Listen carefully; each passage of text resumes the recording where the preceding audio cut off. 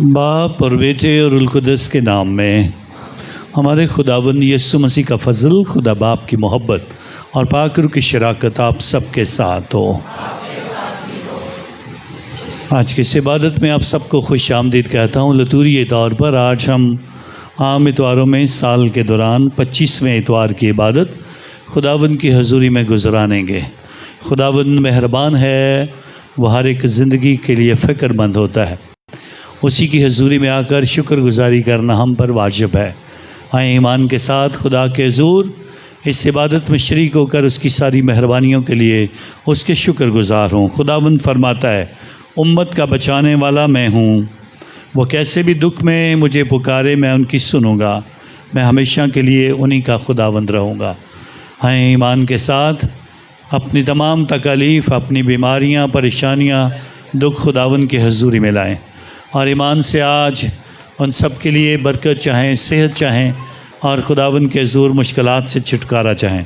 लाजिम है कि हम अच्छी इबादत की बरकत पाने के लिए सबसे पहले अपने आप को रूहानी तौर पर तैयार करें और ईमान के साथ अपनी गलतियों, ख़ताओं और गुनाहों के लिए खुदावंद से मुआफ़ी मांगे, ताकि आज की इस इबादत की बदौलत खुदा हर ज़िंदगी पर करम की नज़र करे और हम सब खुदावंद में बरकत पाएँ। ईमान के साथ अपने गुनाहगार होने का इकरार करते हैं। मैं कादिर मुतलक खुदा और आप सब के सामने इकरार करता हूँ कि मैंने अपने ख़यालों, बातों और कामों नीज़ गफलत से बेशुमार गुनाह, इसलिए मैं मुक़द्दसा मरियम हमेशा कमारी सब फरिश्तों और मुक़द्दसों और आप सब से भी इल्तमास करता हूँ कि खुदावंद हमारे खुदा से मेरे लिए दुआ करें। कादिर मुतलक खुदा हम सब पर रहम फरमाए, हमारे गुनाहों को मुआफ़ करे और हमें हमेशा की ज़िंदगी में दाखिल करें।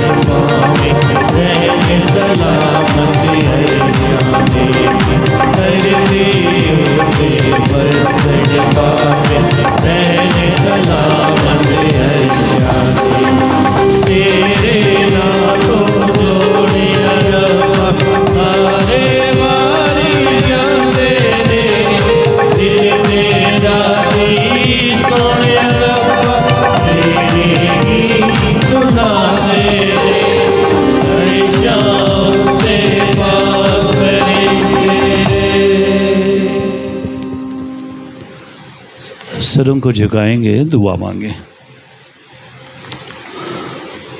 है खुदाबंद हमारे खुदा, तूने पाक शरीयत और मुक़द्दस इंजील के तमाम कवायद को इस मकसद से मुकर्रर फरमाया कि हम तुझको और हमसाए को भी प्यार करना सीखें, अनायत करके तेरे हुक्मों को मानकर हमेशा की ज़िंदगानी हासिल करने के काबिल ठहरें। मसीह हमारे खुदाबंद के वसीले से जो तेरे साथ रूहुल कुद्दस की वादानियत में खुदा है और हमेशा से हमेशा तक ज़िंदा रहता और सल्तनत करता है, आमीन।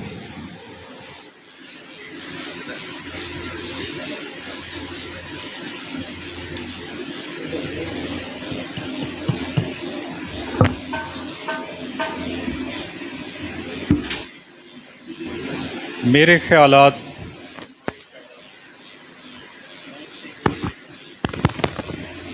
ख्यालात तुम्हारे ख्यालात नहीं।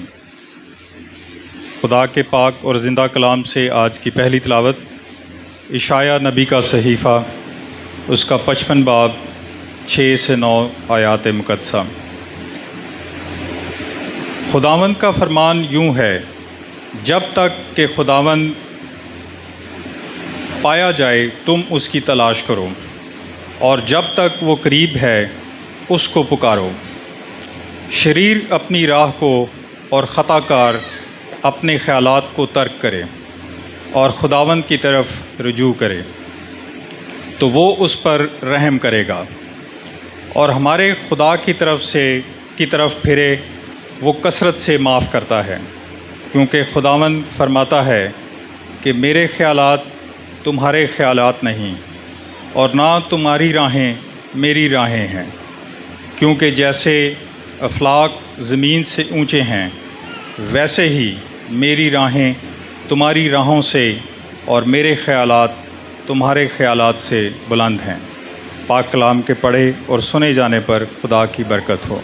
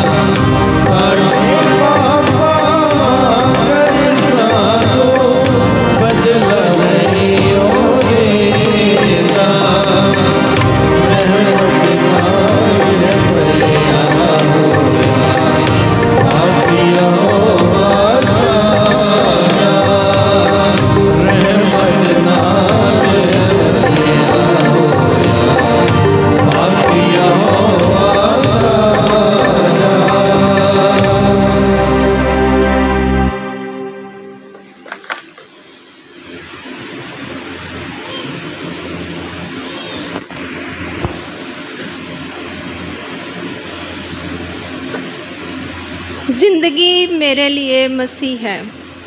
हमारे लिए आज की दूसरी तिलावत मुक़द्दस पालूस रसूल का ख़त फिलिपियों के नाम उसका पहला बाब 20 ता 24 आयत और फिर 27वीं आयत तक।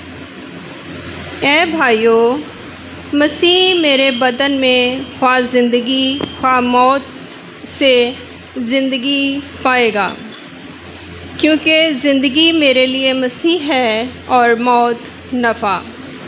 लेकिन अगर जिस्म में ज़िंदा रहना मेरे काम के लिए मुफीद है तो मैं नहीं जानता कि किसे पसंद करूं। मैं दोनों तरफ से मुश्किल में हूं। मुझे आरज़ू है कि रवाना हो जाऊं और मसीह के साथ जा रहूं, क्योंकि ये बहुत बेहतर है, मगर जिस्म में रहना तुम्हारे वास्ते ज़्यादा ज़रूरी है। तुम फ़क़्त ये करो कि अपना चाल चलन मसीह की अंजील के मुआफ़िक रखो। पाक कलाम के पढ़े और सुने जाने पर खुदा उनकी ख़ास बरकत हो। हम सब अपने कदमों पे खड़े होंगे।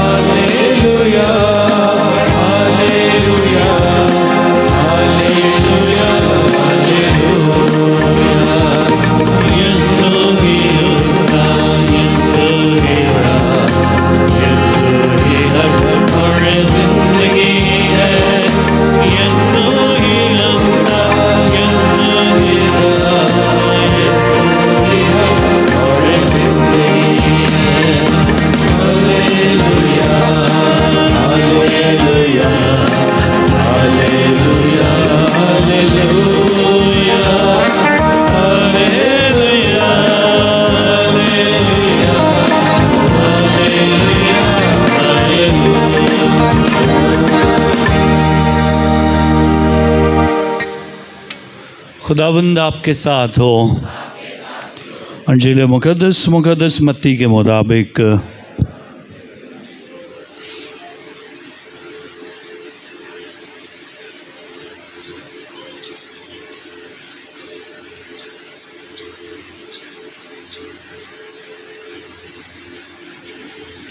इसका 20वां बाब पहली आयत से। एक दिन यीशु ने अपने शागिर्दों से कहा, आसमान की बादशाही उस माल के मकान की मानद है जो तड़के निकला था कि अपने ताकिस्तान में मज़दूर लगाए, और उसने मज़दूरों में से 1 दिनार रोज़ाना ठहरा कर उनको अपने ताकिस्तान में भेजा। और उसने तीसरी घड़ी के करीब बाहर जाकर औरों को बाज़ार में बेकार खड़े देखा और उनसे कहा, तुम भी मेरे ताकिस्तान में जाओ और जो वाजिब है तुम्हें दूंगा। सो वो गए। फिर उसने छठी और नामी घड़ी के करीब बाहर जाकर वैसा ही किया। 11वीं घड़ी के करीब फिर बाहर गया और औरों को खड़े पाया, और उसने उनसे कहा, तुम यहाँ तमाम दिन क्यों बेकार खड़े हो? उन्होंने उससे कहा, इसलिए कि किसी ने हमको मजदूरी पर नहीं लगाया। उसने उनसे कहा, तुम भी मेरे ताकिस्तान में जाओ। जब शाम हुई तो ताकिस्तान के मालिक ने अपने करिंदे से कहा कि मज़दूरों को बुला और पिछलों से लेकर पहलों तक उन्हें उनकी मजदूरी दे दे। जब वो आए जो 11वीं घड़ी के करीब लगे थे तो उन्हें 1-1 दिनार मिला। पर जब पहले आए तो उन्होंने ख्याल किया कि हमको ज़्यादा मिलेगा, मगर उनको भी एक ही 1 दिनार मिला। और वह लेकर माल के मकान पर कुड़कुड़ाने लगे और ये कहकर कि इन पिछलों ने 1 ही घंटा काम किया और तूने उन्हें हमारे बराबर कर दिया। जिन्होंने दिन भर का बोझ उठाया और सख्त धूप सही, मगर उसने जवाब देकर उनमें से एक से कहा, ऐ मियाँ, मैं तेरे साथ बेइंसाफ़ी नहीं करता। क्या तूने मुझसे 1 दिनार नहीं ठहराया था? जो तेरा है ले और चला जा। मेरी मर्ज़ी यह है कि जितना तुझे देता हूँ उतना ही उस पिछले को भी दूँ। या क्या मुझे रवा नहीं कि जो कुछ मेरा है उससे जो चाहूँ सो करूँ? क्या तू इसलिए मुझे बुरी नज़र से देखता है कि मैं नेक हूँ? इसी तरह आखिर अव्वल हो जाएंगे और अव्वल आखिर।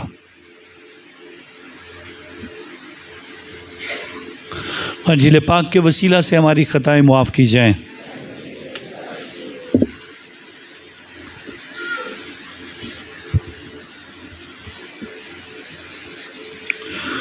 लतूरी तौर पर आज हम साल के दौरान 25वें इतवार की इबादत खुदावंद की हजूरी में गुजरान रहे हैं। और आज एक बार फिर ये तमसील जो हमने कई बार सुनी है, देखने और सुनने में बड़ी सादा सी ये तमसील, लेकिन इसके अंदर क्या छुपा है और क्या आज के इस दौर में खुदा किस तरह इस तमसील से हमें सिखाना चाहता है, इस पर हम तवज्जो करने की कोशिश करते हैं। ये जितनी तमसील सादा है उतनी ही गहरी है और उतने ही बहुत कुछ जो राज खुदा की तरफ से इसके अंदर हैं वो छुपे हुए हैं और उन राज़ों पर से पर्दा उठाने की कोशिश करते हैं। ये हमारी एक ज़हनी ख़ासियत है कि हम किसी की भी तरक्की जो है वो देखकर एकदम से बातें बनाना शुरू कर देते हैं। किसी की भी कामयाबी देखें, किसी का भी रुतबा देखें, तो हमारे अंदर बार बार एकदम से सवालात, ये तो इस काबिल भी नहीं है, इन्हें तो मिलने नहीं चाहिए। बहुत सारे सवालात, बहुत सारी ऐसी बातें हमारे जहन में आना शुरू हो जाती हैं कि क्यों ऐसा हुआ है, कैसे मुमकिन हो गया है। लेकिन ये बात सच है कि कभी कभी ज़िंदगी के मुख्तलिफ़ अदवार में हमें ऐसे लोग और ऐसी चीज़ें मिलती हैं जिनको देखकर हमें महसूस होता है कि हम ज़िंदगी में कामयाब हुए। कुछ बच्चे और बच्चियां पैदा होते हैं तो हम कहते हैं हमारे घर में क्या हुआ है, बड़ी बरकतें आ गई। इस बच्चे के आने से ही हमारे घर में बड़ी खुशहाली आ गई है। इस बच्चे और बच्ची के पैदा होते सार हमारी किस्मत बदल गई है। इसके आते सारी हमारा सब कुछ जो है वो तब्दील हो गया है। कुछ बच्चे जब स्कूल में पहुंचते हैं और मेहनत करते हैं, उनकी कामयाबियां देख देख कर माँ बाप, अजीज़ रिश्तेदार, बहन भाई फ़ख्र महसूस करते हैं, हमारा ये भाई हमेशा फ़र्स्ट आता है। हम खुशी से बताते हैं, चाहे बच्ची हमारी फ़र्स्ट आए, बच्चा फ़र्स्ट आए, हम बड़ी खुशी से इस बात का इजहार करते हैं, ये हमारा बच्चा बड़ा लायक है, इसने हमारा नाम रोशन कर दिया। हम तो पढ़े लिखे नहीं भी थे, लेकिन इस बच्चे ने बताया है कि ज़िंदगी में आगे बढ़ना क्या, और ये हमेशा कामयाब होता है और पहले नंबर पर आता है। हम खुश होते हैं।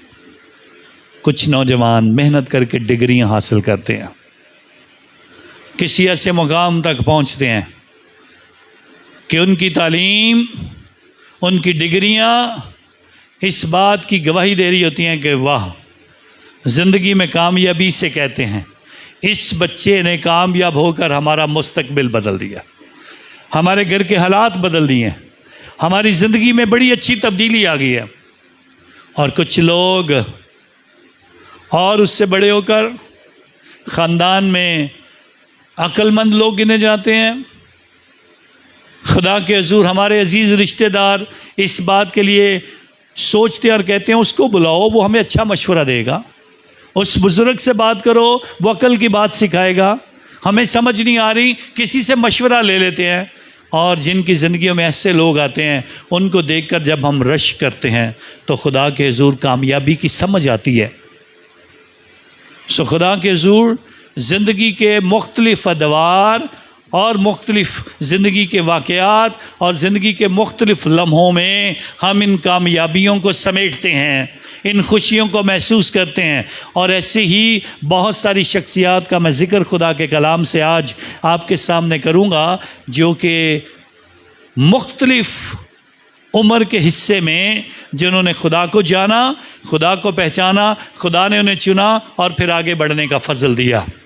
ज़रूर इस बात का तज़किरा करेंगे और इस तमसील के ज़रिए से इस बात को समझने की कोशिश करेंगे कि इस तमसील में क्या है, और फिर जानने की कोशिश करेंगे। आज इशाया नबी के सहीफ़े से उसका तीसरा हिस्सा इशाया नबी का, जो हमारे सामने इशाया नबी के जो सिखाने वाले हैं, तफसीर करने वाले हैं, इशाया नबी को 3 हिस्सों में तकसीम करते हैं और आखिरी हिस्से से आज खुदा के कलाम से पढ़ा गया। और ये किताब 60 से लेकर 63 के दौरान यीशु मसीह के पैदा होने से पहले 800 साल पहले लिखी गई और खुदा के ज़ुर इसका तज़किरा किया गया।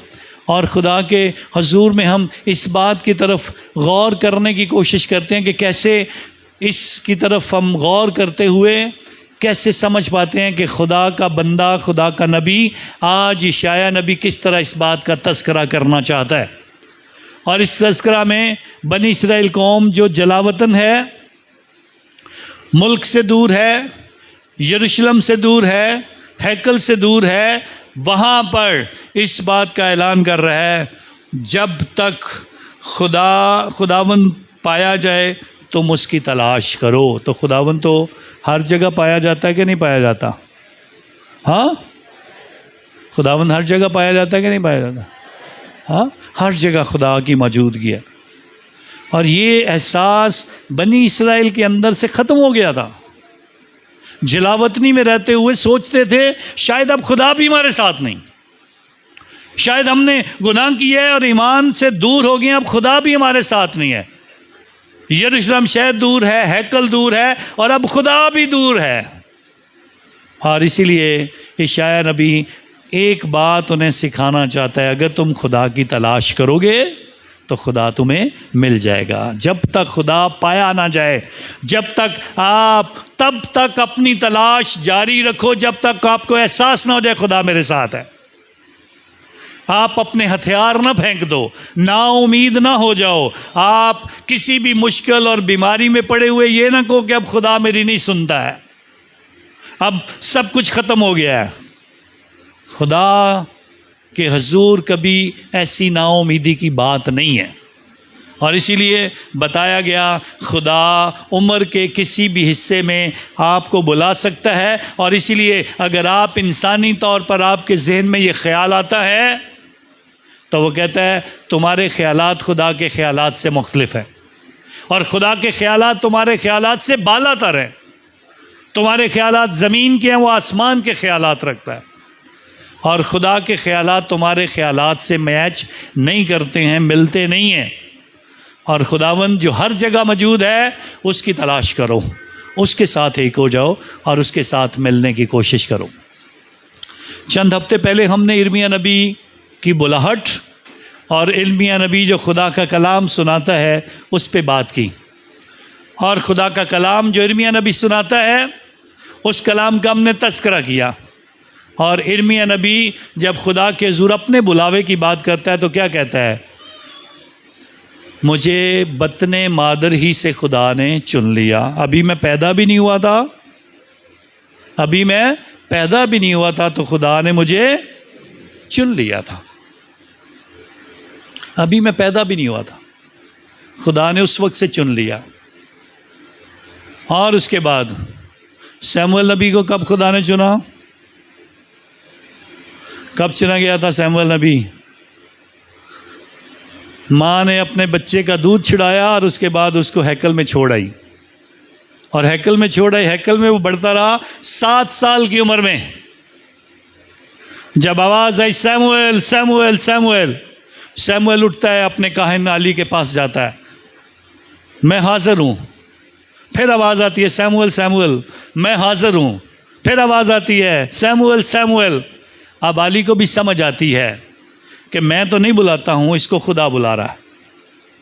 तो क्या कहता है? अब जब ये आवाज़ आए तो क्या कहना है, खुदावंद फरमा क्योंकि तेरा बंदा सुनता है। खुदावंद फरमा तेरा बंदा सुनता है। उसके बाद दाऊद बादशाह किस उम्र में चुना गया? दाऊद बादशाह किस उम्र में चुना गया? 13 साल की उम्र में।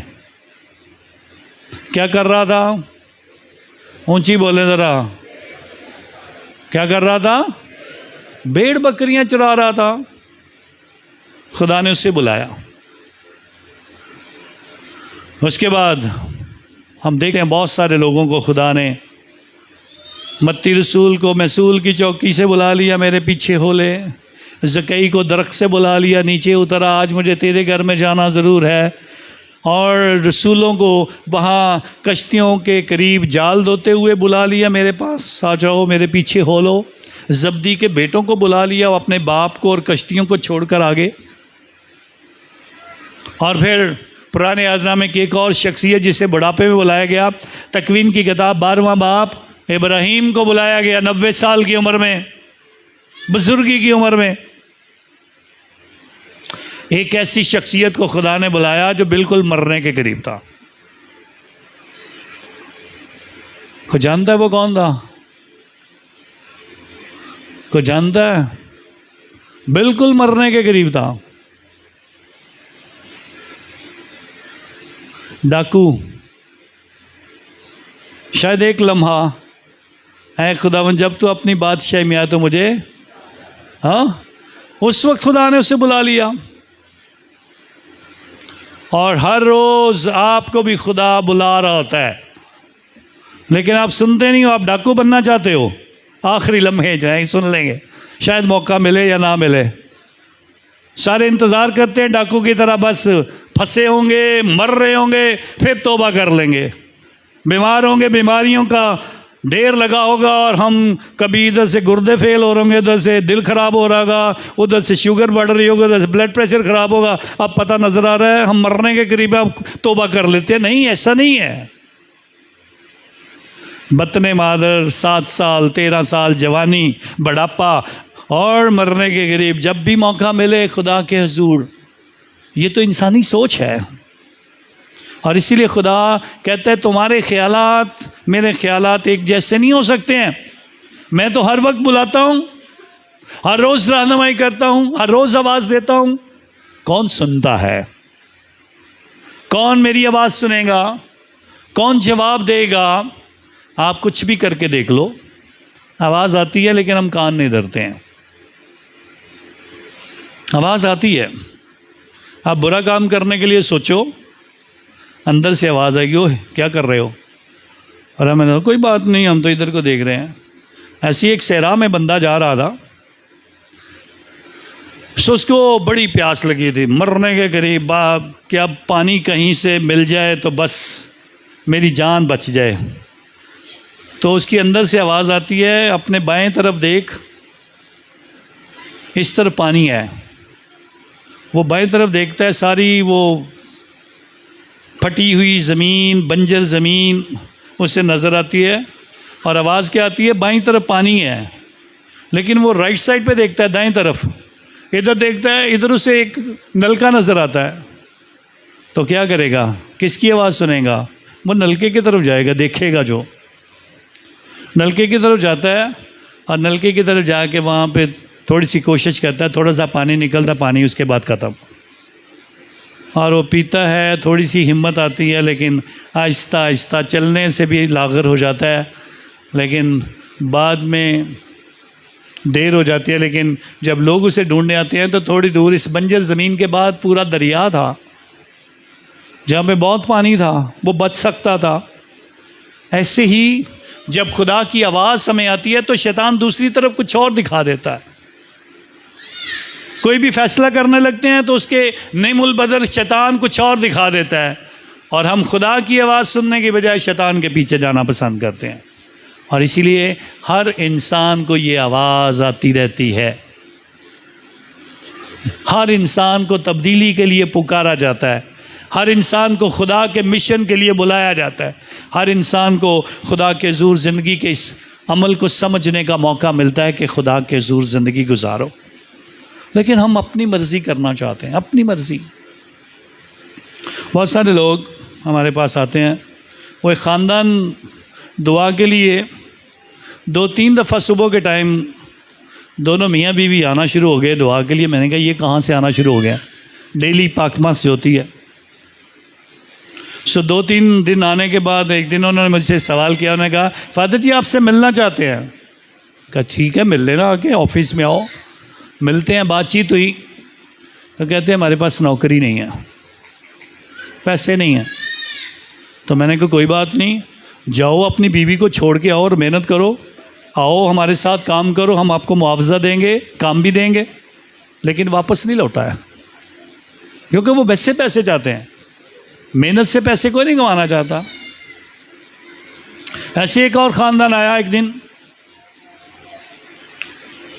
फादर जी हमारे घर में तो आटा भी नहीं है, खाने पीने की चीज़ें भी नहीं है, क्या करेंगे, कैसे ज़िंदगी। मैंने कहा कोई बात नहीं, आप आओ काम करो, आपको हर रोज़ उजरत देंगे, आपको हर रोज़ काम मिलेगा, आप आओ हमारे साथ काम करो।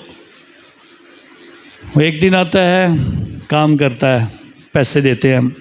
दूसरे दिन आता है काम करता है, पैसे देते हैं। तीसरे दिन आता है काम करता है, पैसे देते हैं। चौथे दिन फिर फादर जी मैंने कहा था वो आटे का थोड़ा सा इंतज़ाम कर दे। तो भाई जो तुझे पैसे दे रहे हो उसमें आटा खरीद ले।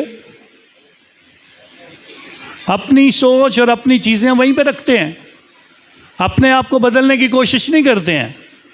जो ज़हन में रखा है, जो बरकतें मिल गई हैं उनका इस्तेमाल नहीं करते हैं। जो सोच के हम आए हैं उसी के मुताबिक ज़िंदगी गुजारने की कोशिश में लगे रहते हैं। और आज के पाकिस्तान में काम करने वाले भी यही सोच के आए थे कि मालिक जो है वो बहुत अच्छा है, और उसकी अच्छाई इस बात से नज़र आती है कि वो बार बार लोगों को मजदूरी के लिए लेके आना चाहता है, बार बार मजदूरी के लिए बुलाना चाहता है। और बार बार आकर कईयों को उसने सुबह के टाइम 6 बजे बुलाया है और उनके साथ तहरीरी मुआहदा किया है, ठहराया है, मैं तुझे कितना अदा करूँगा, 1 दिनार। लिखा गया कि मैं तुम्हारे सुबह से लेकर शाम तक की मेहनत का मुआवजा क्या दूंगा, 1 दिनार दूंगा।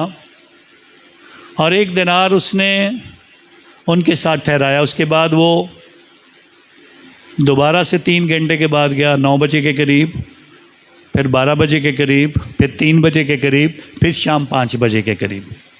जो सुबह 6 बजे आए थे उन्होंने कितने घंटे काम किया? 6 बजे से लेकर शाम 6 बजे तक कितने? ऊंची बोलें ज़रा। 12 घंटे काम किया। और जिन्होंने 9 बजे शुरू किया शाम 6 बजे तक कितने घंटे काम किया? 9 घंटे। और जिन्होंने दोपहर 12 बजे काम शुरू किया शाम 6 बजे तक, जिन्होंने 3 बजे से शुरू किया शाम 6 बजे तक, और जिन्होंने शाम 5 बजे शुरू किया और 6 बजे ख़त्म किया, 1 घंटा। और मुआवजा कैसे दिया गया? जिन्होंने 1 घंटा काम किया उनको कितना मिला? 1 दिनार। जिन्होंने 12 घंटे काम किया कितना मिला? ज़्यादती होगी कहीं के नहीं? हाँ जी, ज़्यादती हुई कहीं के नहीं? हाँ, हमारी सोच से ज़्यादती हो गई, उन मज़दूरों की सोच से ज़्यादती हो गई। ज़्यादती खुदा नहीं किसी के साथ करता है।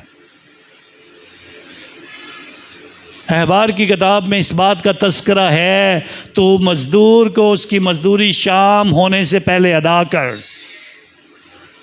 और आम फहम ज़बान में हम बोलते हैं मज़दूर की मज़दूरी उसका पसीना खुश्क होने से पहले अदा कर।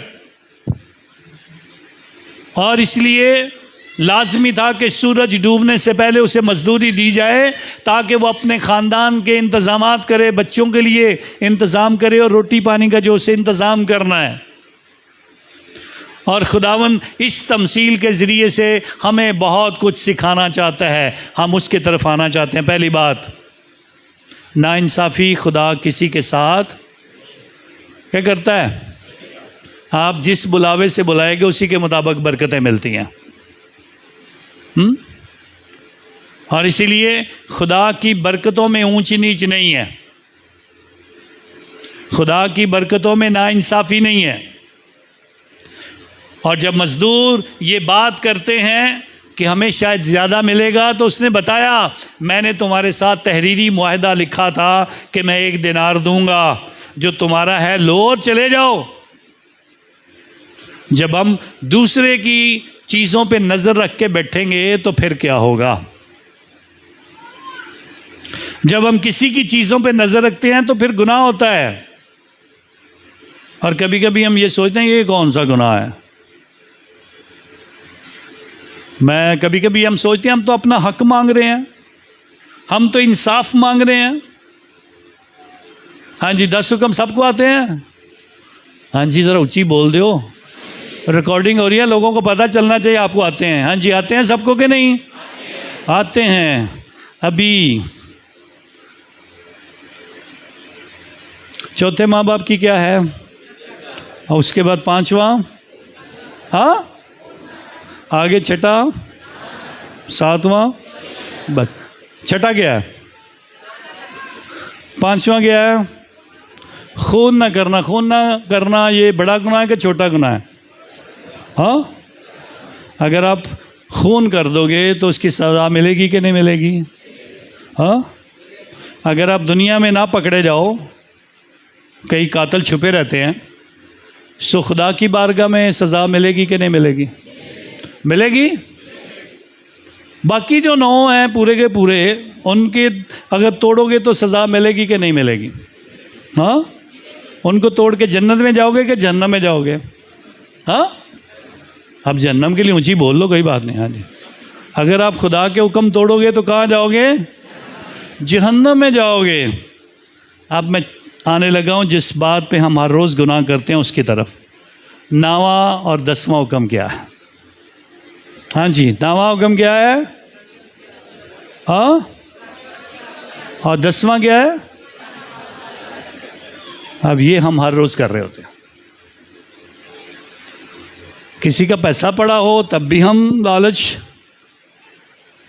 किसी को ये क्यों मिला है, किसी के कपड़ों पे, किसी की चीज़ों पे, किसी के ओहदे पे, किसी की अच्छी तरक्की पे, किसी के घर पे, किसी की चीज़ों पे बार बार बार बार बार बार हम इसी बात का ऐलान कर रहे होते हैं।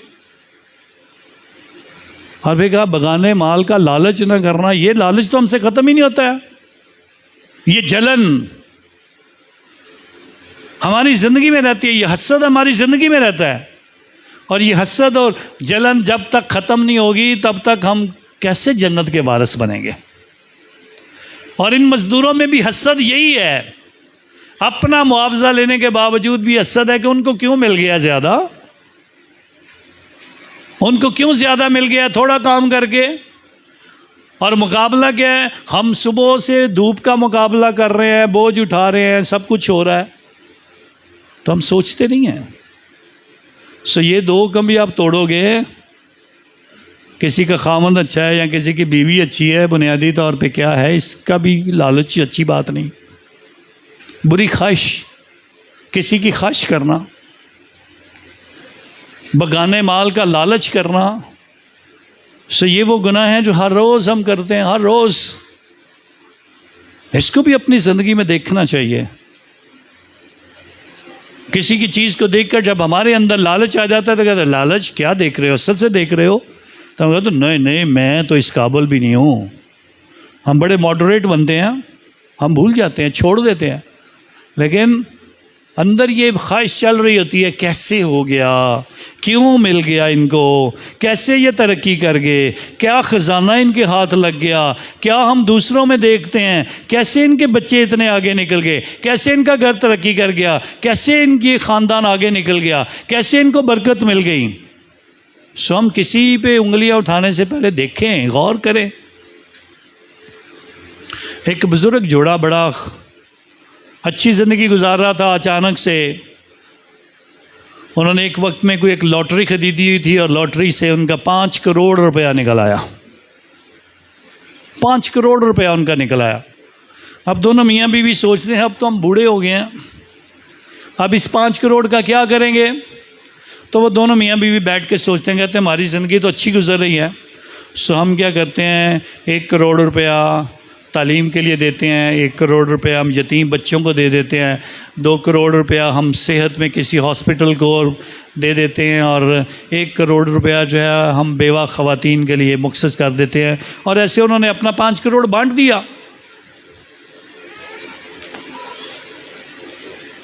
उसके बदले में लोगों ने क्या शुरू कर दिया सोचना, देखा ना बुजुर्ग हो गए ने, सठे आ गए ने, इन्हों का दिमाग ही काम नहीं करता पिया, इन्हें समझ ही नहीं आई पैसा मिला है तो उसको कैसे उड़ा दिया है।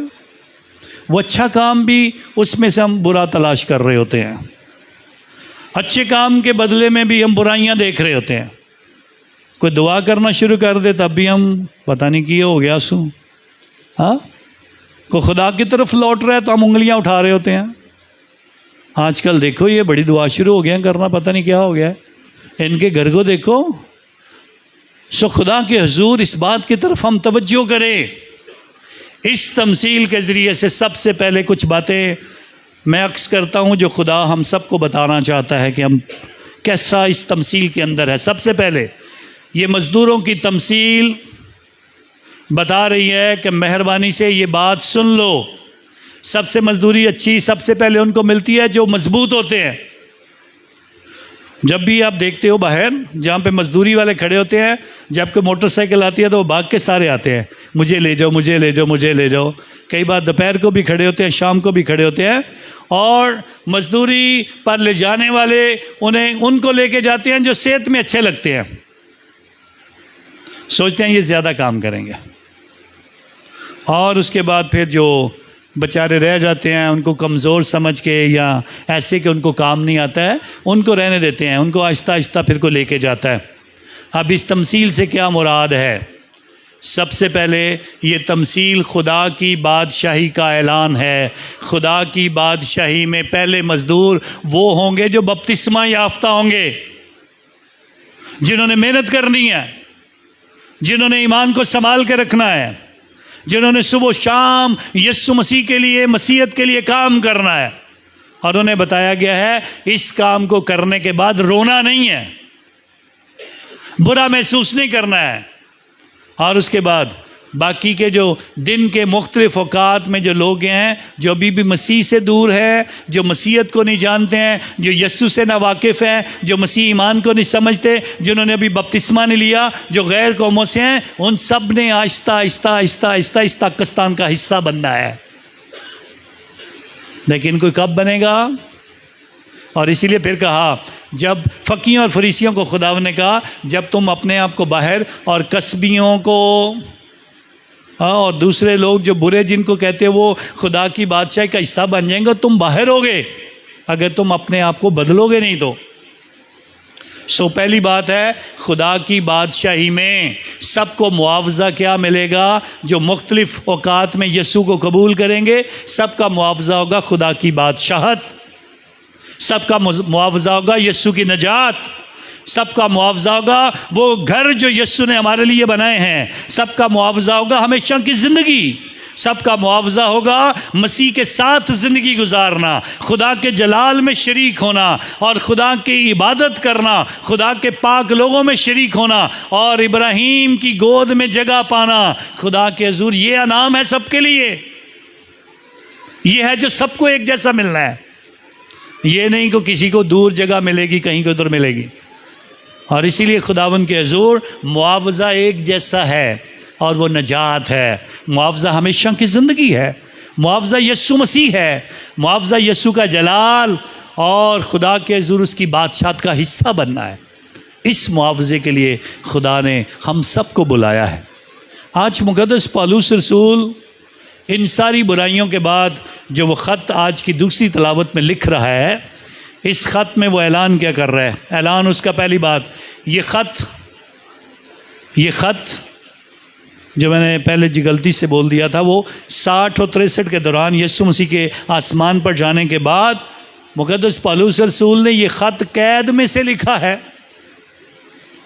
कैद के अंदर से बैठकर ख़त लिखा है और कैद के अंदर से एक बात बता रहा है, और वो बात जो वो बता रहा है वो ये है, जिस बात को आपको गौर से सुनना है। वो कहता है मसीह मेरे लिए ज़िंदगी है और मौत मेरे लिए, ऊंची बोले क्या है? क्या कभी किसी के लिए मौत नफ़ा होती है? किसी भी आप बच्चे को कह दे मर जा, तो आपको जवाब में कहेगा आप मर जाओ। सो मौत कैसे नफ़ा हो सकती है? वो ये बताना चाहता है, बताना चाहता है मैं यहाँ पर कैद खाने में मर भी जाऊँ तो फिर भी मेरे लिए मसीह जो है, मेरी मौत सबके लिए नफ़ा हो जाएगी, क्योंकि मैं वहाँ जाऊँगा जो जिसका मैं मुंतज़िर हूँ। मैं मसीह के साथ हमेशा की ज़िंदगी और उसके जलाल का हिस्सा बनूँगा, मैं मसीह को देख पाऊँगा। और इसीलिए फिलिपियों की कलीसिया को बताना चाह रहा है, जितनी मर्जी बुराइयां हैं, जितने मर्जी दुख है, जितनी आपकी गलत राहें हैं, इन गलत राहों का जवाब एक ही है, और वो एक जवाब दे रहा है। कहता है आखिर में आज इस बात का ऐलान कर रहा है दूसरी तलावत में, बस अपना चाल चलन मसीह की अंजील के मुताबिक कर लो। अपने चाल चलन पर गौर करो, अपने चाल चलन को देखो कैसा है, अपना चाल चलन गौर से देखने की कोशिश करो, वो अंजील के मुताबिक है कि नहीं है। और इसीलिए वो कहता है अब मैं जीता नहीं, मसीह मुझ में जीता है, मौत मेरे लिए नफ़ा उसी सूरत में अगर मैं मसीह में समझूं। और इसीलिए फिर सबको बताता है मर भी जाओगे हमेशा की ज़िंदगी पाओगे, बपतिस्मा में रहोगे, खुदा के साथ रहोगे और खुदा के जलाल में रहोगे। इस बुलावे को पहचानोगे तो खुदा के साथ ज़िंदगी गुजारोगे। आखिरी बात के साथ ख़त्म करता हूँ। पापा आज़म पोप फ्रांसिस ने 2017 में इसी कलाम पर रोम में जब इस कलाम की तफसीर बता रहे थे तो उन्होंने कहा इस माल के मकान की जो नज़र है वो बड़ी खूबसूरत है। तो उन्होंने कहा माल के मकान की मानद अपनी नज़र जो है वैसी नज़र रखो, वसी नज़र रखो। और वसी नज़र रखने का मतलब क्या था? वो बार बार जाता है, बार बार मजदूर ढूंढता है, बार बार जाता है मेरी खिदमत करने के लिए, मेरे पाकिस्तान में काम करने के लिए कौन कौन आ सकता है। इसीलिए मुख्तलिफ़ घड़ियों का जिक्र किया गया, वो 6 बजे हो, चाहे 9 बजे हो, वो 12 बजे हो, वो 3 बजे हो, वो शाम 5 बजे हो, मुख्तलिफ़ औकात में वो जाता है और अपने लिए मजदूर ढूंढता है ताकि काम मुकम्मल हो। माल के मकान जैसी नज़र रखने की ज़रूरत है, और हमें भी इस बात पर गौर करने की ज़रूरत है हमारी नज़र कैसी है, हम कैसी नज़र से जी रहे हैं। और माल के मकान जैसी नज़र से मुराद है जितने बपतिस्मा याफ्ता हैं वो दूसरे लोगों को भी खुदा के करीब लाएं। अब अगर आपको ये कहूँ खुदा के करीब लाएं तो आप कहाँ से लाओगे? आप कहोगे हम कौन से सेमिनरी में गए, हमने कौन सा को कोरस किया है, हमने कौन सा को कलाम पढ़ा है, हमने कौन सी कोई ट्रेनिंग की है, हमें किसी ने कब पढ़ाया है, हमने कौन सी ऐसी तालीम हासिल कर ली है, डिग्री हासिल कर ली है। आप किस तरह से नज़र रखोगे? सबसे पहले दूसरों को बदलने से पहले अपने घर के हालात बदलो, अपने घर के लोगों पे नज़र रखो। आपके घर के अंदर ही ऐसे मज़दूर हैं जो शाम तक सोए रहते हैं, आपके घर के अंदर ही लोग हैं जो दोपहर तक सोए रहते हैं, आपके घर के अंदर ही आपकी माएँ बहनें नौकरी के लिए जाती हैं और आपके बेटे दूसरे जो हैं और उसके खावंद आपके और कईयों के बाप सोए पड़े रहते हैं। उनको जगाने की ज़रूरत है, उनको भी पाकिस्तान में भेजने की ज़रूरत है, उनको भी उठाने की ज़रूरत है, उनकी भी सुस्ती को ख़त्म करने की ज़रूरत है। मैं इसमें से हरगिज़ किसी को मना नहीं कर रहा, ज़रूर ख़वातीन काम करें, ज़रूर माएँ बहनें अपने घर की बेहतरी के लिए ज़रूर मेहनत करें, मिल के मेहनत करें, अपने घर में तरक्की लाएं, लेकिन अपने घर पर भी नज़र रखें। माँ बाप अपनी औलाद पर, खावंद अपनी बीवी पर और बीवी अपने खावंद पर नज़र रखें कि सारे काम सही हो रहे हैं कि नहीं हो रहे। क्या हमारे ही घर में कुछ ऐसे लोग हैं जो उठ के दुआ भी नहीं करते हैं, शायद कई उठ के ब्रश भी नहीं करते और रोटी खाना शुरू कर देते हैं, कि रोटी खाने से पहले बाप बेटा भी नहीं करते हैं। क्या अपने घर में कोई दुआ भी नहीं करता है? क्या इबादत के लिए कितने लोग आते हैं आपके घर से? और ये वो मजदूरी जो आपको करनी है, ये वो नज़र आपको रखनी है, मालिक मकान जैसी नज़र। मालिक जैसी नज़र रखोगे तो आपके घर से भी खुदा की बशारत आएगी, आपके घर में तब्दीली आएगी, आपके घर में अच्छा फल मिलेगा, आपके घर में इस मजदूरी का असर नज़र आएगा, आपके घर से खुदा की बादशाहत की खुशबू आएगी, आपके घर से ईमान की शम्मा रोशन होगी, आपके घर में ईमान का प्रचार होगा, आपके घर में ये तब्दीली आएगी, तो फिर आप तरक्की की नज़र से देखे जाओगे। स्वयं खुदा के हुजूर आज यीशु मसीह की इस तमसील से समझने की कोशिश करें। तमसील सादा है, मुआवजा एक जैसा है। अपने जैसा मुआवजा पाना चाहते हो, अपने बच्चों को भी इस मुआवजे के लिए तैयार करो। जो चर्च में आगे हो, अपने बच्चों को भी इन बरक़ात के लिए तैयार करो जो आप पाते हो। अपने बच्चों को भी इस शफा का तजर्बा करने का मौका दो। अपने बच्चों को भी इस मसा से जो रूल कुदस का है, इसका तजर्बा करने का मौका दो। अपने बच्चों में भी वो ईमान का बीज बोओ जो आपके अंदर उग रहा है, जो आपके अंदर परवान चढ़ा है, जो आप में मसीहत है, उस मसीहत को अपने बच्चों तक और अपने घर तक पहुँचाओ। स्वयं खुदा का शुक्रिया अदा करें और उसके ईमान में हम रहते हुए खुदा के नाम को जलाल दें। खुदा हमारे सब ख़ानदानों को बरकत दे और हम सारे खुदा की बादशाहत का हिस्सा बने मसीह खुदावन के वसीला से। सब खड़े होते हैं ईमान के साथ, अपने ईमान का इकरार करते हैं, रसूलों का अकीदा।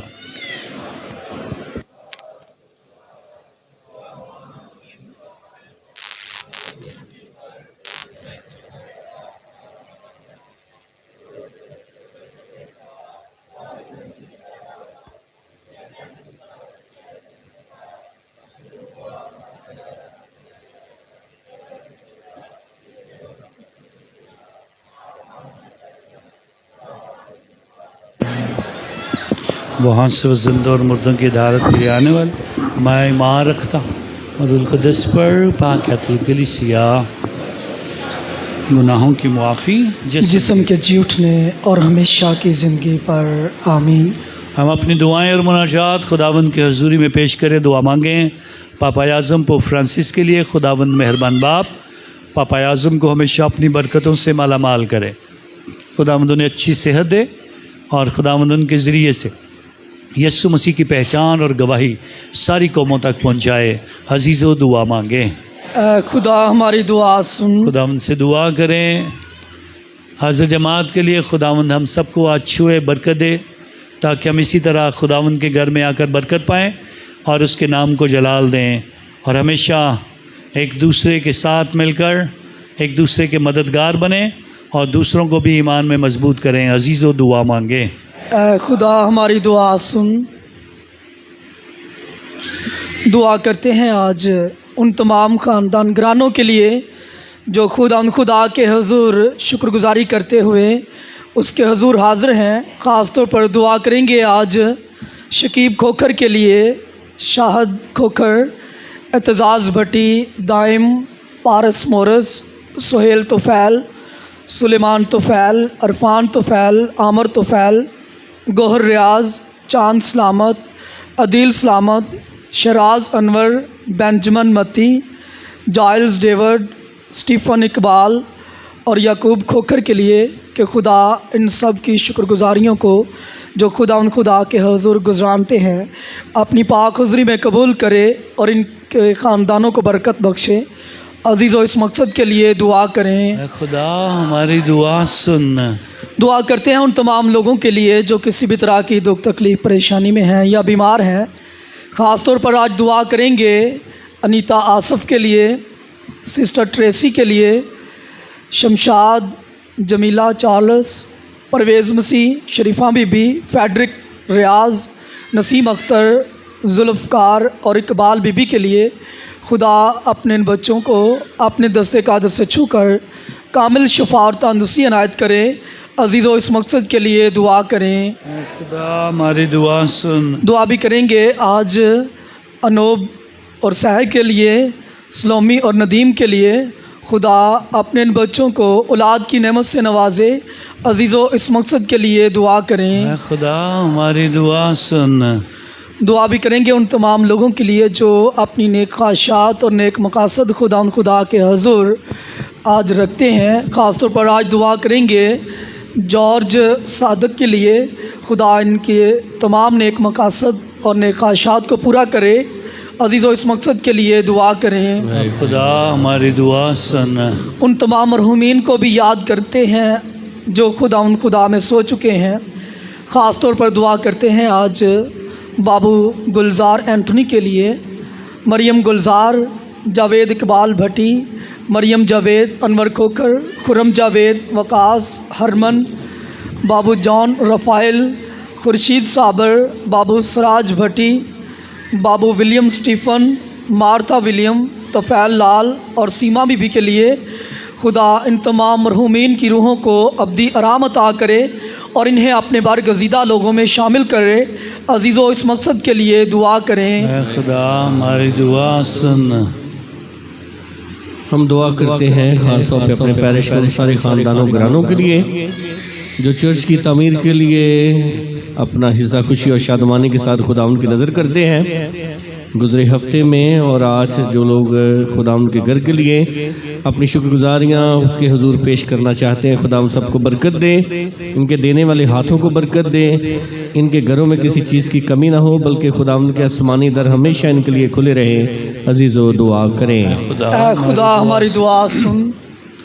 अपने मुल्क पाकिस्तान के लिए दुआ करते हैं। खुदावंद हमारे मुल्क में अमन और सलामती कायम करे और खुदावंद के हुजूर हमारे सियासी रहनुमाओं को खुदा बसीरत दे ताकि वो मुल्क और कौम की बेहतरी के लिए सोचें। अजीज़ो दुआ मांगें। खुदा हमारी दुआ सुन। सब नौजवानों के लिए दुआ करते हैं। खुदावंद हमारे नौजवानों को बरकत दे ताकि वो ज़्यादा मेहनत करना सीखें और अपने अपने घरों की में अच्छी कफ़ालत करें और खुदावंद आने वाली हमारी इस कलीसिया को बड़ी बरकत दे।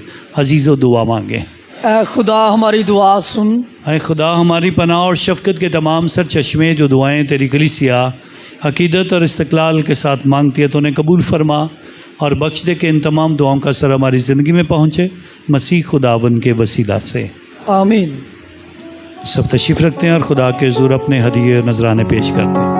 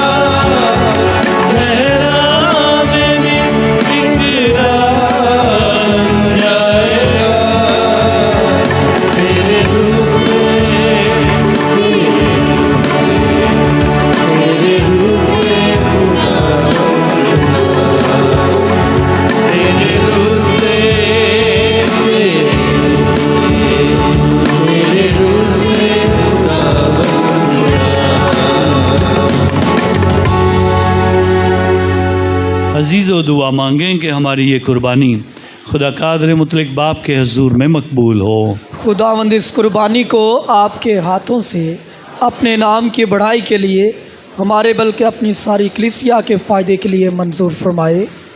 ऐ खुदावंद हमारे खुदा, मेहरबानी से अपनी चुनी हुई कौम के नजराने कबूल फरमा, ताकि तेरे लोग पाक इबादत में शरीक होकर अपने अमान की अकीदतमंदी के इकरार के मुताबिक और रोटी और मैं की सूरतों में तेरे प्यारे बेटे को पाएँ, जो तेरे साथ हमेशा से हमेशा तक ज़िंदा रहता और सल्तनत करता है। आमीन। खुदाबंद आपके साथ हो, आपके साथ भी हो। हम खुदा की तरफ ध्यान लगाएं। हम ध्यान लगाते हैं। हम खुदाबंद अपने खुदा का शुक्र करें। ये वाजिब और दुरुस्त है। ये वाकई वाजिब और नहायत मुनासिब है कि दुस्बाब कि हम हर वक्त और हर जगह तेरा शुक्र अदा करें।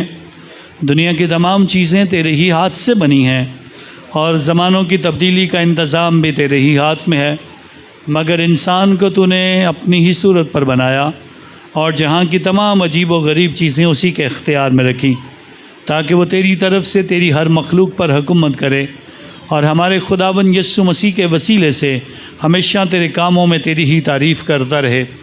दोनों जहानों के तमाम बशिंदे फ़रिश्तों और मुकर्रब फ़रिश्तों से मिलकर हमेशा ये कहते हुए उसी की तारीफ़ करते हैं, कदूस कदूस कदूस खुदावंद लश्करों के खुदा, आसमान और ज़मीन तेरे जलाल से ममूर हैं।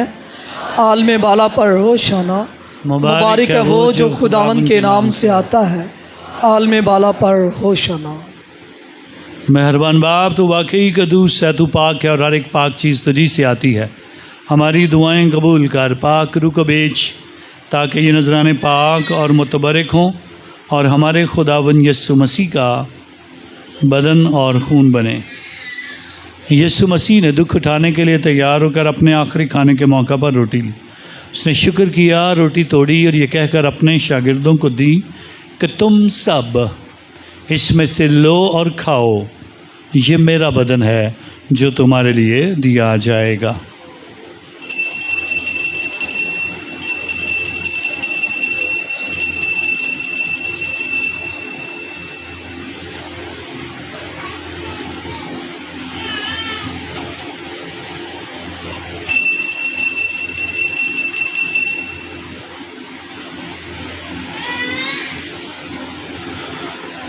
इसी तरह उसने खाने के बाद मैं का प्याला भी लिया। उसने दोबारा शुक्र किया और ये कहकर प्याला अपने शागिर्दों को दिया कि तुम सब इसमें से लो और पियो। नए और अब्दी अहद में ये मेरे खून का प्याला है, जो तुम्हारे बल्कि बहुत से लोगों के गुनाहों के माफ़ी के लिए बहाया जाएगा।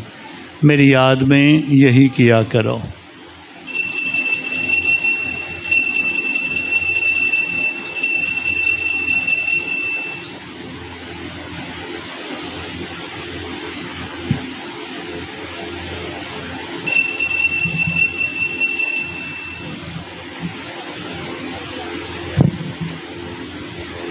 हमारे ईमान का भेद। ऐ खुदावंद, हम तेरी मौत का ऐलान करते हैं, हम तेरी क़यामत का इकरार करते हैं कि जब तक कि तू ना आए। बस सब आप हम तेरे बेटे के मरने और जी उठने को याद करते हैं। हम ज़िंदगी की रोटी और नजात का प्याला तेरे आगे पेश करते हैं। तेरा शुक्र अदा करते हैं कि तूने हमें इस लायक समझा कि तेरे सामने हाज़िर होकर तेरी इबादत करें। हम आजिज़ी के साथ इल्तिजा करते हैं, बख्श दे कि हम मसीह का बदन और खून लेकर रूहुल कुद्दस की तासीर से आपस में एक बने। ऐ खुदा, अपनी कलीसिया को याद कर और साथ ही हमारे रूहानी बाप पोप फ्रांसिस, हमारे बिशप सेबेस्टियन और अपने सब खादमों को याद कर। तेरी कलीसिया तमाम दुनिया में फैली हुई है, उसे कामल मोहब्बत अता फरमा। हमारे उन भाइयों और बहनों पर भी नज़र कर जो जी उठने की उम्मीद रखते हुए सो गए।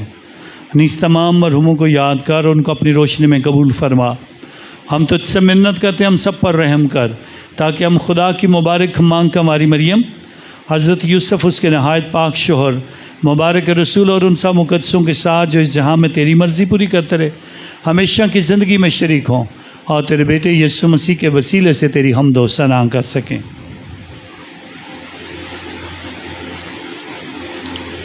उसी के ज़रिए, उसी के साथ और उसी में तुझ कादर मुतलक खुदा बाप को रूहुल कुद्दस की वादानियत में कामल इज़्ज़त और ताज़ीम शायान है, हमेशा से हमेशा तक।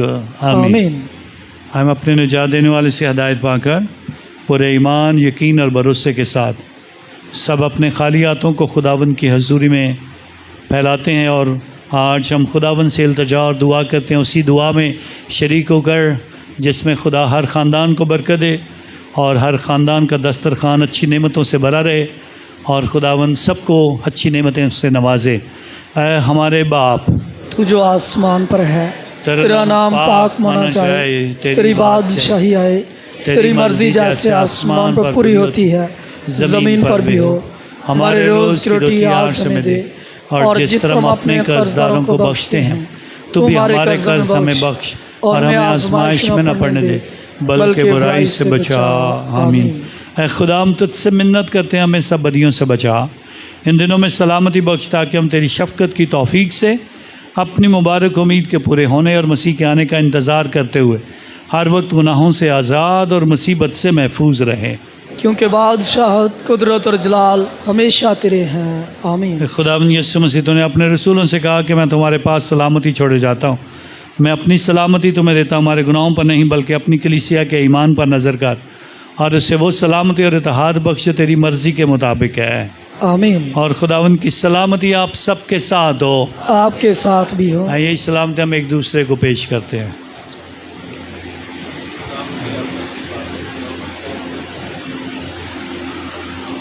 हमारे खुदावंद यीशु मसीह के पाक बदन और खून का मलाया जाना पाक शर्क लेने वालों को हमेशा की ज़िंदगी दिलाए। ऐ खुदा के बर्रे, तू जो जहान के गुनाहों को उठा ले जाता है, हम पर रहम कर। ऐ खुदा के बर्रे, तू जो जहान के गुनाहों को उठा ले जाता है, हम पर रहम कर। ऐ खुदा के बर्रे, तू जो जहान के गुनाहों को उठा ले जाता है, हमें सलामती अनायत कर। खुदावंद यीशु मसीह मैं तुझसे दुआ करता हूँ तेरे पाक बदन और खून की शराकत हमारे लिए फतवा या सज़ा का बाइस ना हो बल्कि तेरे रहमत के मुताबिक हमारे जिस्म और रूह की हिफाजत करे, हमारे लिए दामी इलाज साबित हो।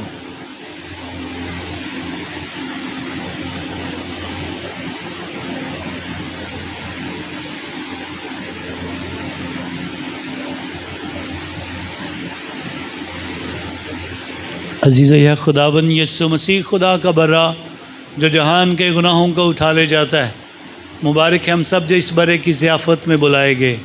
ऐ खुदावंद, मैं इस लायक नहीं कि तू मेरे यहाँ आए, लेकिन सिर्फ तू कह ही दे तो मेरी रूह शफा पाएगी। मसीह का बदन और खून हमें हमेशा की ज़िंदगी के लिए महफूज रखे। आमीन।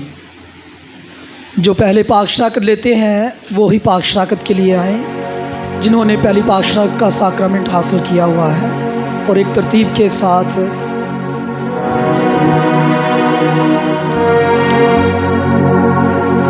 Sister, please come and join us for the distribution, please.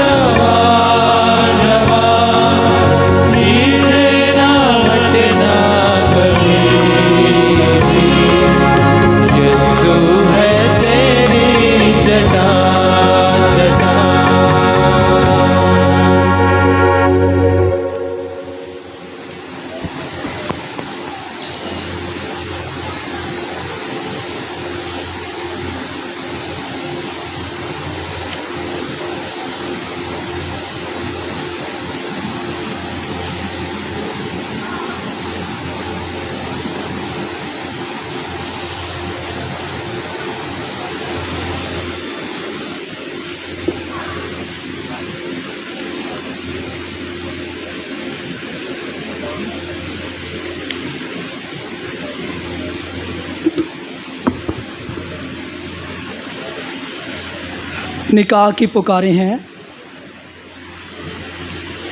जीवन सलीम, वल्द सलीम फिलिप और शहनाज बीबी।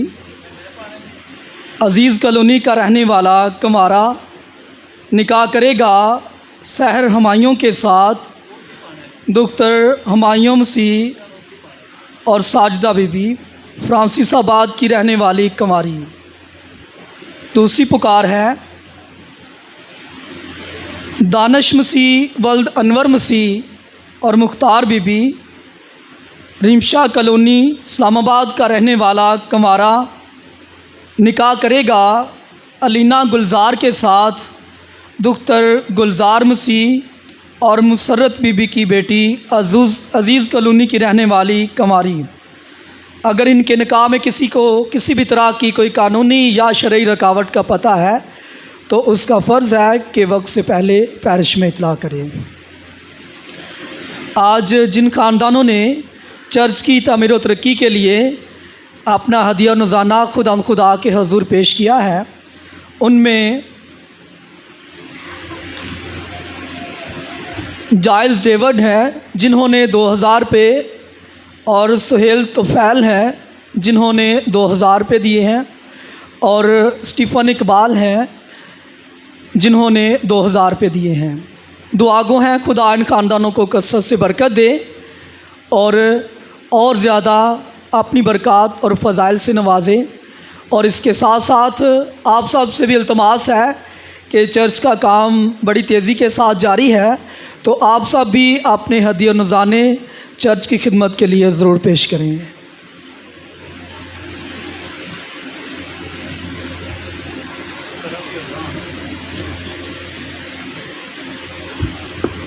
बाबूजी ने जैसा कि बताया कि चर्च का काम जारी व सारी आप देख सकते हैं, आते जाते भी आप देखते हैं, लेकिन ख़ास तौर पे जाते जाते आज सिर्फ आप चर्च के अंदर जाइएगा, ऑल्टर पे देखें, जो ऑल्टर का टेबल है उस पर बहुत सा काम अभी होना है, अभी आगाज़ हुआ है, तो ज़रूर देख के जाएंगे। इटली से ये डिज़ाइन मंगवाया गया, काफ़ी एक्सपेंसिव था, लेकिन ये है कि फादर जी की ख्वाहिश है कि ये इतना खूबसूरत चर्च बन जाए कि वाकई जो एक दफ़ा अंदर आए वो वाकई देखे और कहे कि वाकई ये खूबसूरत है। तो आप भी ज़रा ज़रूर देख के जाइएगा। फादर जी की इस कोशिश के लिए ज़रा ज़ोरदार तालियाँ फादर जी के लिए होनी चाहिए। और जैसा कि बाबूजी ने कहा है, अगर मैं एक मिसाल फादर जी आपकी इजाज़त से कुछ कहना चाहूँगा। देखें, अगर ये कोई बड़ी लंबी चौड़ी बात नहीं है और लंबा चौड़ा मामला भी नहीं है, अगर हर ख़ानदान, मैं एक मिसाल दे रहा हूँ, अगर हर ख़ानदान 1 महीने के बाद 1000 भी देना तो हमारा पैरिश बहुत बड़ा है।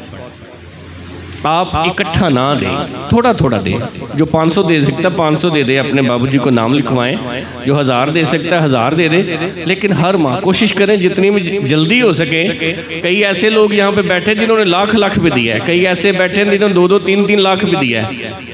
देखें, उनके पास भी तो दिल है ना, उनके पास भी तो ये ईमानी जरूरत है।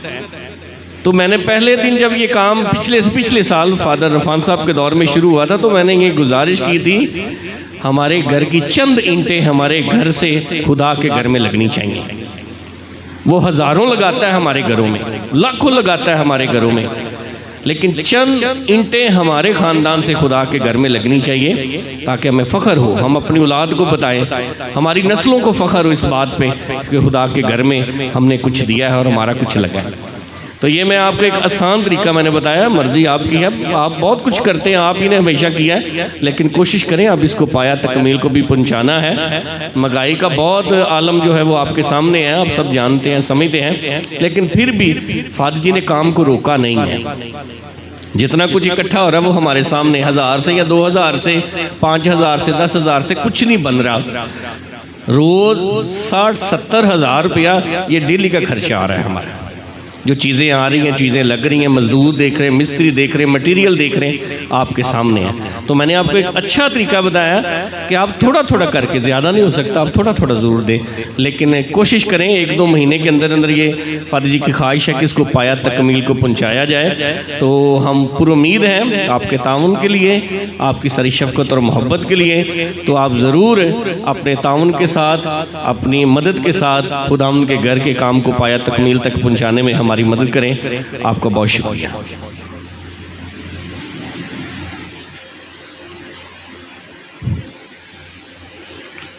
बहुत सारी चर्च पे बातें हो गई हैं। मेहरबानी से बाबूजी कह रहे को 2-3 ईंटें, तो मेहरबानी करके 2-3 ईंटें ना ले आएँ।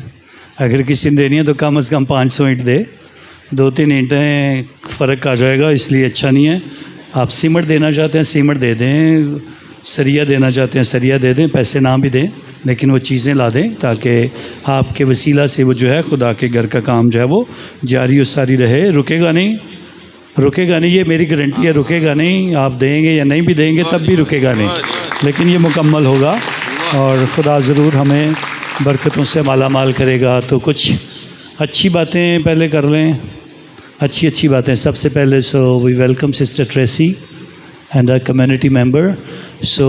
जिन ख़वातीन के पास आ रहा है, मैं चाहूँगा खुशी के साथ वहीं पे सिस्टर्स बैठी हैं, उनके गले में हाथ डाल के अपनी कलीसिया की तरफ से भरपूर तालियों में खुश आमदीद कहेंगे। भरपूर तालियों में प्लीज़ जाएं, उठें ज़रा प्लीज़ इनके पास प्लीज़।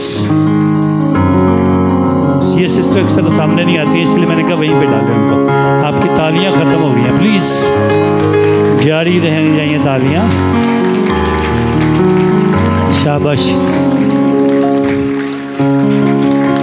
ज़ोरदार तालियां जारी रहनी चाहिए जब तक ये ख़वातीन बैठती नहीं है।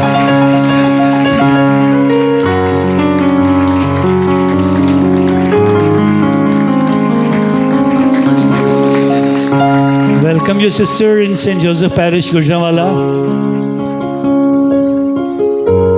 Sister Tracy, we had prayed a lot for you and we hope that you may be soon cured and God bless you and bless your community also. So, उसके बाद और अच्छी बातें। आपको पता है पिछले साल से हम कोशिश कर रहे हैं। मेरा पिछले साल 25वां साल शुरू हुआ था मेरे जुबली का, तो बिशप जी ने बड़ी खुशी के साथ मेरी जुबली मनाने की डेट जो है वो दे दी है और अगले महीने की 30 तारीख को लाहौर में मेरी 25 साला जुबली जो है वो मनाई जाएगी। आप सबको दावत देता हूँ, ज़रूर जो आना चाहें आप मेरी इस जुबली में शामिल हो सकते हैं। शाम 5 बजे इबादत होगी 30 अक्टूबर को। ख़ास लोगों को हम इनविटेशन भी देंगे, आप सबको भी दावत देते हैं। अगर कोई ख्वाहिश रखता है उसमें शामिल होने के लिए, आपने अपने बाबूजी के ज़रिए से आना है ताकि हमें अंदाज़ा हो, ताकि हम आपके लिए अच्छे इंतज़ामात कर सकें। ये ना हो कि जुबली पे किसी को खाना ना मिले तो फिर अच्छी बात नहीं है। उसके लिए हमें इंतज़ाम करना बड़ा ज़रूरी है। तो आप अपने बाबूजी के ज़रिए से लाहौर जाने का इंतज़ाम करेंगे। ज़ाती तौर पे 100 बिस्मिल्लाह इबादत में शरीक हों, खुशी में शरीक हों, बहुत कुछ होगा वहाँ पे, लेकिन ज़रूर इस बात को हम खुदावंद के हुज़ूर सेलिब्रेट करने की कोशिश करेंगे और आप सबको दावत है। लेकिन आपकी दावत बाबूजी के साथ होगी। बाबूजी आपके जो एरिए के हैं उनके साथ आप ताउन करेंगे और उनके साथ जाएंगे और खुदा के हुज़ूर इस बड़े जश्न में शामिल होंगे जिसमें बिशप साहिबान, हमारी डायसिस के सारे फादर्स, सारी सिस्टर्स और आप मोमिनीन, मेरे घर के ख़ानदान और 2 मेरे दोस्त फादर जो मेरे साथ फादर बने हैं। एक फ़ादर बर्नर्ड इमैनुअल जो इस वक्त में सियालकोट में खिदमत कर रहे हैं, एक फ़ादर सिल्वेस्टर जोसेफ जो इस्लामाबाद में खिदमत कर रहे हैं। सो हम तीनों फादर्स इकट्ठे वहाँ पर सेलिब्रेट करेंगे। बड़ा जश्न होगा, ज़रूर इसको आप अपनी दुआओं में रखें मेहरबानी से। खुदा हम सबको अच्छा जश्न मनाने का मौका दें। यहाँ पैरिश में हम एक बड़ा जश्न करेंगे नवंबर के महीने में और नवंबर को हम सेलिब्रेट यहाँ पर करेंगे और 17, 18 और 19 तारीख को 3 दिन सेलिब्रेशन होंगी यहाँ पे और साथ ही हमारी कन्वेंशन भी होगी। नए फादर्स जो इस साल में बने हैं उनको भी हम दावत देंगे। वो तीनों एक दिन हमारी कन्वेंशन का हिस्सा बनेंगे। जो अभी 3 फादर्स काहिन बने हैं उनको हम दावत देंगे। बहुत सारे और काहिन फादर मानी आएंगे और भी हमारे जो काहिन है इस खूबसूरत मौका पर हमारे साथ होंगे। सो नवंबर के महीने में हमारे पैरिश में कन्वेंशन भी होगी और जुबली को भी सेलिब्रेट करेंगे और खुदा के हुज़ूर ये सारी बरकतें हम हासिल करने की कोशिश करेंगे और खुदा की शुक्रगुजारी करेंगे जो खुदा अपनी बरकतों से हम सबको माला माल करता है। सो आएँ खुदा के हुज़ूर खड़े होते हैं।